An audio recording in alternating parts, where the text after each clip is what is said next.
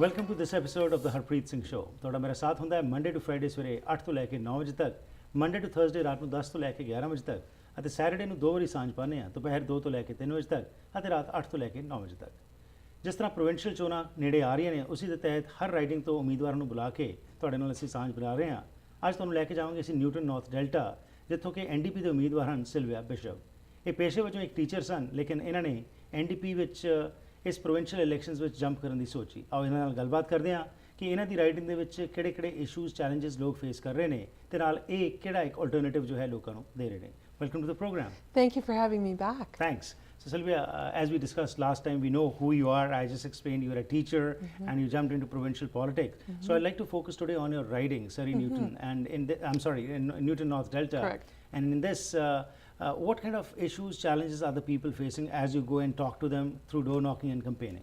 Well, one of the things I hear a lot on the doorstep is the challenges of traffic and traffic congestion and limited transportation possibilities.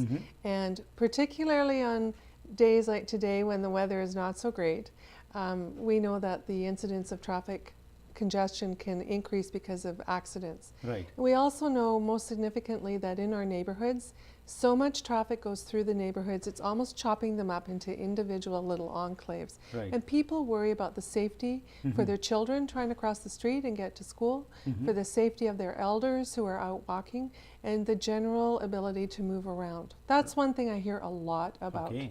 A lot about. Yesterday I was door knocking, and it happened to be a day where a lot of young people seem to be home. People who are first-time voters. Okay. And they are very excited at the possibility of casting their vote for the first time. Right. And in them I see a desire to really learn about what the NDP stands for, what it is we have to offer.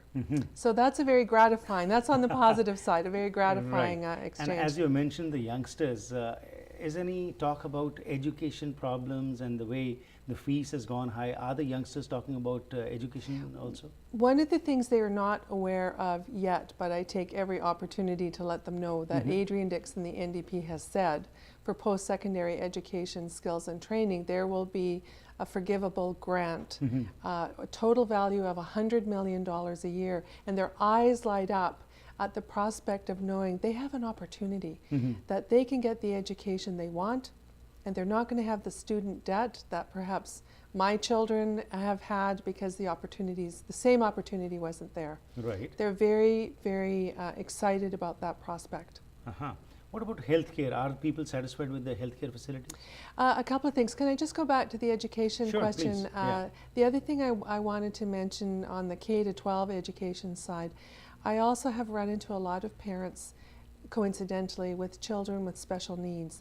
And their concern is the classrooms are crowded, the services are not there for their children. They love their schools, they love their teachers, but the supports for their children aren't there. Right. And so I'm happy to say that today the NDP and Adrian Dix announced that there would be additional funding for classroom resources, including teacher, librarians, and the resources for children who need that extra help in the classroom. Right. Okay. And healthcare? Healthcare. So on the healthcare front, what I hear most right now is what will be there for my aging parents. Right. The people at the doorstep don't seem to focus a lot on themselves personally. They seem to focus on family. Okay. And so it's either about their kids or about their aging parents. Right. And they worry as to what will be there for their aging parents when the day comes when they can no longer live at home. Okay. That's a real concern for them. But are they satisfied with the present facilities, what they're getting in the hospitals?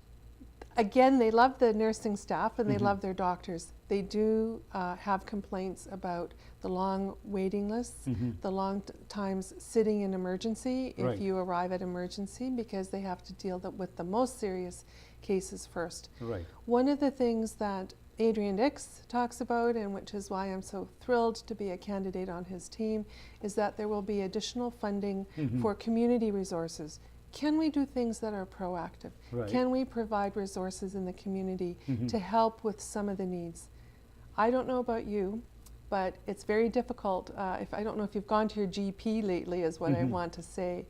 That there can be a long time waiting to find a general practitioner doctor if you don't have one already. That's right. So we recognize that is a need in the delivery of healthcare. So keeping these issues into mind when you are listening to the people's challenges and issues, so what alternative are you providing to them, especially as far as those things which are concerned about your constituency regarding traffic or even education also, less schools and more students in jam-packed into schools? Well, one of the things that I look forward to, should the good people of North Delta elect me, is I get to work with a team of people who are committed to providing better opportunities, to providing a change, to the 12 years of program cuts and service cuts under the current government. And we have some pretty bright people on our team. Right. Every single detail is not yet worked out, but the commitment is there to do it reasonably and practically, to look at the situation people find themselves in today for their families, for their job situation, for their health care, for education, and improve on it. We know that resources are limited financially. That's why we came out with a fiscal framework last week, so people would know how much money we're committing and how we're going to deliver it. Just to refresh the memory of our viewers, you have been a teacher, but otherwise, apart from being that as a profession, you have been helping the students. But what is your community service and what all you have done in the community? I'm currently a Delta City Councillor. I'm very proud to work on behalf of the people in Delta and really enjoy that work. I have also been very involved in the fight to save the Delta Hospital, which some of your viewers may remember was under threat of being closed. I have worked and canvassed and helped organize petitioners who were against the HST, another initiative of this current government that was not very popular, and people let the government know, and it was cancelled. I have also established, together with other people, a youth drop-in center many years ago called the Sandell Youth Drop-in Center. Very, very proud of that achievement on behalf of the community. It's a long list. A long list.